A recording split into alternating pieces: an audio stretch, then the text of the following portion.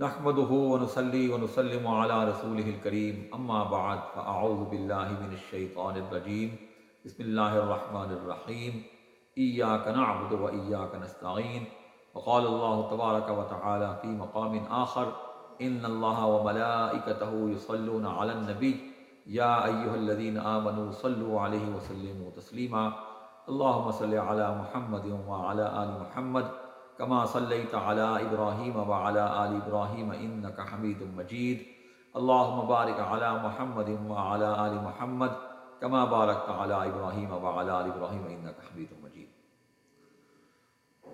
معزز خواتین و حضرات، آج سورہ فاتحہ کی آیت نمبر 4 کے حوالے سے بات کریں گے، اس کا ترجمہ تشریح اس پر بات کریں گے، اور آج ایک اور چیز پر بھی تھوڑی سی بات کریں گے۔ سورہ فاتحہ کی آیت نمبر 2 میں ضمناً ایک بات کا ذکر کیا تھا، آج تھوڑی تفصیل سے اس پہ بات کریں گے۔ وقت کی تقسیم اور وقت سے متعلق جو ایک بات ہے وہ بھی آج تھوڑی سی بات کریں گے اور اس آیت کریمہ سے متعلق بات کریں گے۔ ارشاد خداوندی ہے ایاک نعبد، اے اللہ ہم تیری ہی عبادت کرتے ہیں، و ایاک نستعین، اور تجھ ہی سے مدد مانگتے ہیں۔ اب سورہ بقرہ کی یہ جو آیت نمبر 4 ہے یہ 2 حصوں پر مشتمل ہے۔ پہلا حصہ کیا ہے؟ ایاک نعبد، کہ ہم تیری ہی عبادت کرتے ہیں، تیری ہی پرستش کرتے ہیں۔ یہاں پر ایک بات بڑی واضح اور کلیئر ہو جانی چاہیے کہ کائنات کے اندر، اس دنیا کے اندر اور ہر دنیا کے اندر اگر لائق عبادت کوئی چیز ہے، لائق پرستش اگر کوئی چیز ہے تو وہ اللہ تبارک و تعالیٰ کی ذات ہے۔ اللہ کے علاوہ کسی اور کی عبادت ممکن نہیں ہے، کسی بھی طور پر، کسی بھی اعتبار سے اللہ کے علاوہ کسی اور کی بندگی، کسی اور کی پرستش ممکن نہیں ہے۔ کسی اور کو الہ نہیں مانا جا سکتا، کسی اور کو معبود نہیں مانا جا سکتا۔ جب ہم کلمہ پڑھتے ہیں، اعتراف کرتے ہیں کہ لا الہ الا اللہ، کہ اللہ کے علاوہ کوئی عبادت کے لائق نہیں، تو عبادت کائنات کے اندر اگر کسی کی ہے تو وہ صرف اللہ تبارک و تعالیٰ کی ہے۔ اور سورہ فاتحہ کی یہ جو آیت کریمہ ہے، اس کا ارشاد فرمایا جیسے میں نے ذکر کیا تھا کہ آدھی اللہ کی طرف سے اللہ کے لیے ہے اور آدھی بندوں کے لیے ہے۔ اور یوں سورہ بقرہ فاتحہ جو ہے وہ 7 آیات ہیں، تو 3.5 آیات اللہ کے لیے، اللہ کی طرف سے، اور 3.5 آیات انسانوں کے لیے ہیں۔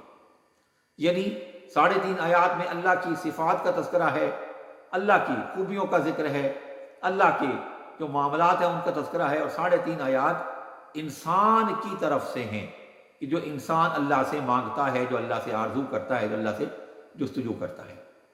اب یہ وہ بات ہے کہ جس کا ذکر ہلکا سا میں نے سورہ بقرہ کی فاتحہ کی آیت نمبر 2 میں کیا تھا، کہ آدھی زندگی، آدھا جو وقت ہے وہ اللہ کے لیے اور آدھا اپنے معاملات کے لیے۔ اب دیکھیے کائنات کے اندر مختلف چیزیں موجود ہیں، کچھ ایسی چیزیں ہیں کہ جن کا انکار ممکن نہیں ہے، خواہ کوئی ان پڑھ سے ان پڑھ ہو یا کوئی بہت پڑھا لکھا ہو۔ کچھ چیزیں ایسی جن کا انکار ممکن ہی نہیں ہے۔ اچھا، ایک طرف تو ان پڑھ پڑھے لکھے کی بات ہے، دوسری طرف اگر کوئی بندہ بہت ماڈرن ہو، دین سے دور ہو، بالکل جو ہے وہ اس کے نزدیک بس دنیا خود ہی بن گئی، خود ہی ہو گئی، لیکن کچھ حقائق ایسے ہیں جن کا انکار ممکن نہیں ہے۔ کوئی بھی اس کائنات میں بسنے والا انسان تو کیا، کوئی جانور بھی انکار نہیں کر سکتا۔ اور وہ چیزیں کون سی ہیں؟ سورج ہے، ہوا ہے، پانی ہے، یہ وہ چیزیں ہیں کہ جن کا انکار ممکن نہیں ہے۔ اسی کے ساتھ ساتھ ایک چیز اور ہے جس کا انکار کوئی بھی جاندار انکار نہیں کر سکتا، اور وہ ہے وقت۔ اس سے انکار ممکن نہیں ہے۔ کوئی بھی انسان بہت ان پڑھ بھی ہوگا تو بھی اس کا وقت سے انکار ممکن نہیں ہے۔ اس کو پتہ ہے سونے کا ایک وقت ہے، اٹھنے کا ایک وقت ہے، کھانے کا ایک وقت ہے، اور مختلف کاموں کا ایک وقت مقرر ہے، اور اس کے مطابق ہی وہ کام کرے گا، اس کے مطابق ہی وہ چلے گا۔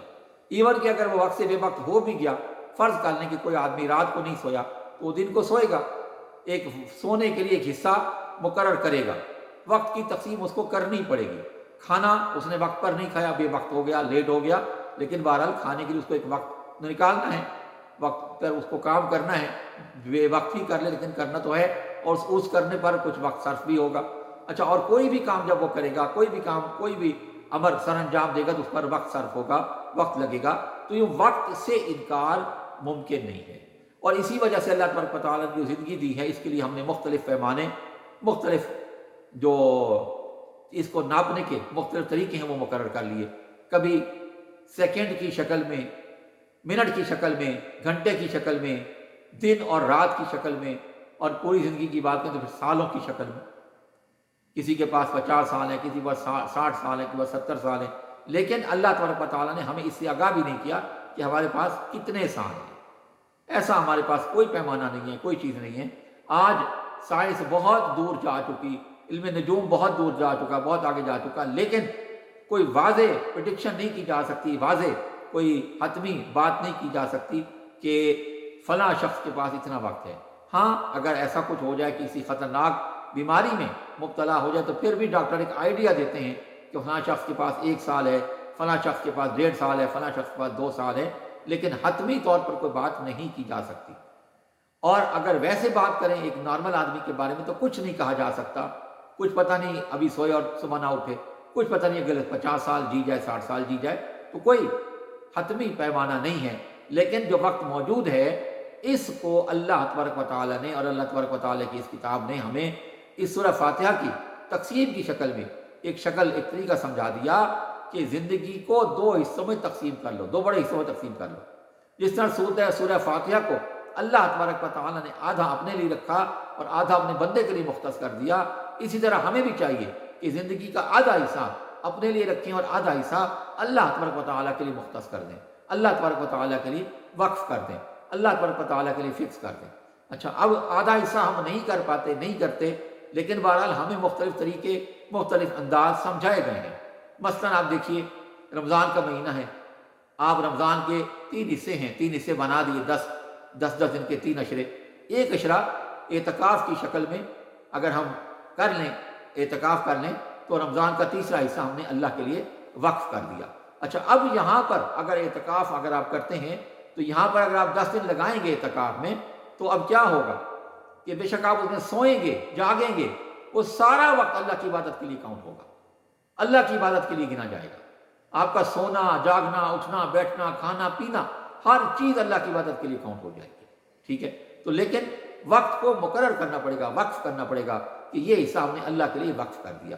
اسی طرح سے آپ حج پہ جاتے ہیں، حج کا پورا سفر، آنا جانا، وہاں پہ رہنا، اٹھنا، بیٹھنا، جاگنا، سونا، سب اللہ کے لیے وقف ہو جائے گا، اللہ کے لیے مقرر ہو جائے گا۔ تو یہ مختلف طریقے ہمیں سمجھا دیے۔ نماز آپ پڑھتے ہیں، نماز کے اندر پورا وقت، جتنا وقت آپ صرف کریں گے سارا اللہ کے لیے وقف ہو جائے گا، اللہ کے لیے مقرر ہو جائے گا۔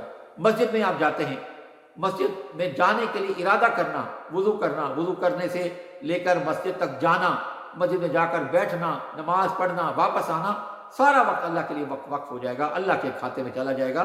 تو یوں بہت آسانی کے ساتھ اللہ کے لیے ہم بہت کچھ کر سکتے ہیں، نہیں احسان اس کا اللہ پر نہیں ہوگا، لیکن اپنی طرف سے یہ وقت ہم اللہ کے لیے لگا سکتے ہیں، اللہ تبارک و تعالیٰ کے اس وقت کو مقرر کر سکتے ہیں، فکس کر سکتے ہیں۔ تو اللہ تبارک و تعالیٰ نے ہمیں طریقے مختلف بتا دیے، لیکن بد نصیبی کیا ہے، کبھی اپنا جائزہ لیں، اور ہر روز بالخصوص رات کو سونے سے پہلے اگر جائزہ لے لیں تو کیا ہے، دیکھیے، اندازہ لگائیے کہ کون سا وقت ہم نے اللہ کے لیے وقف کیا، کون سا وقت ہم نے اپنے لیے وقف کیا۔ اچھا، پھر ایک چیز اور ہے، رزق حلال کو عین عبادت قرار دیا۔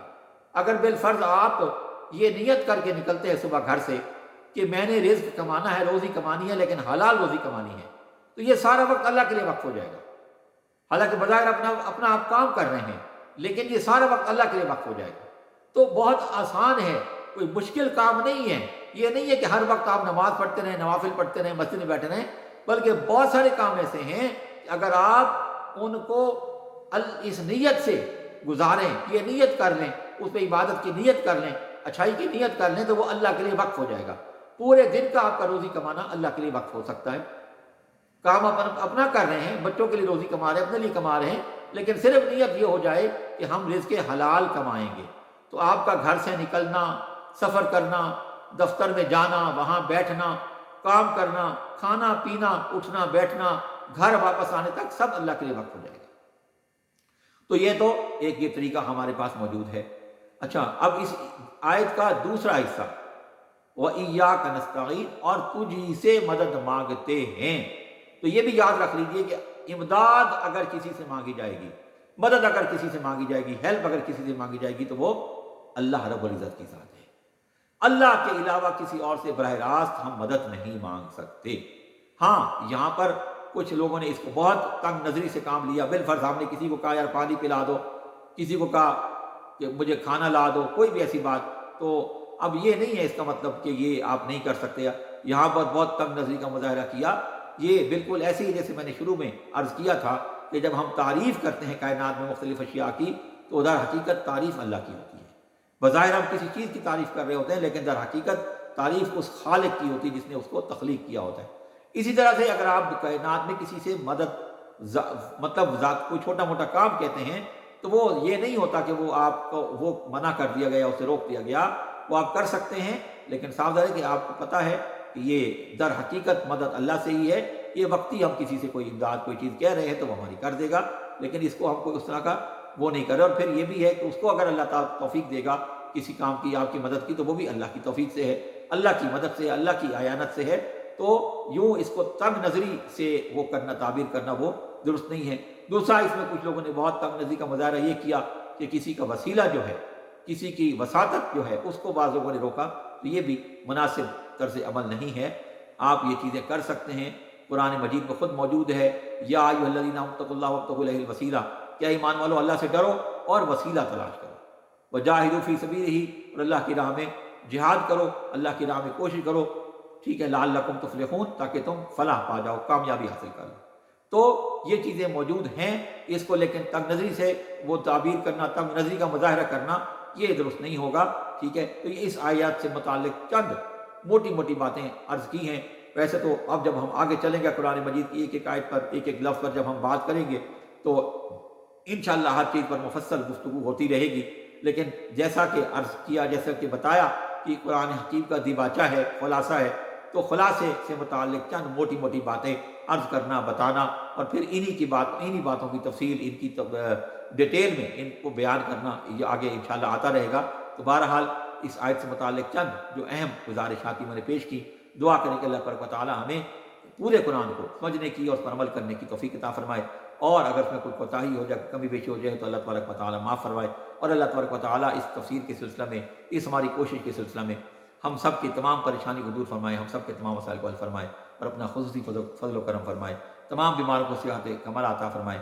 हम सब की तमाम नेक तमन्नाओं को पुरखुलूस दुआओं को अपनी बारगाह में कबूल मंजूर फ़रमाए। व आखिर दावाना अनिल हम्दुलिल्लाहि रब्बिल आलमीन।